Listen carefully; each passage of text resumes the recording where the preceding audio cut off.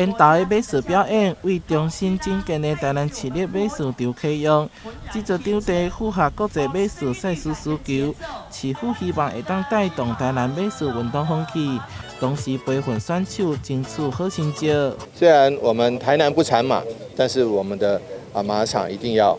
做得更好。一方面让全民可以来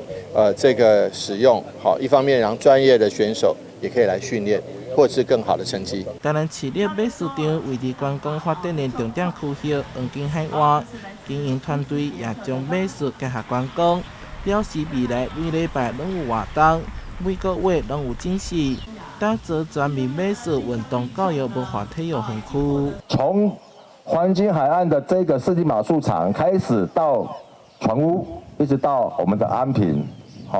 品尝我们的美食等等这些，无论是一日游、2日游。这座美术场未来将甲黄金海岸联动，打造观光胜地。体育局也将举办各种赛事，结合国际甲国内体育教学资源，朝向国内一流美术运动教育目标迈进。台南新闻台采访报道。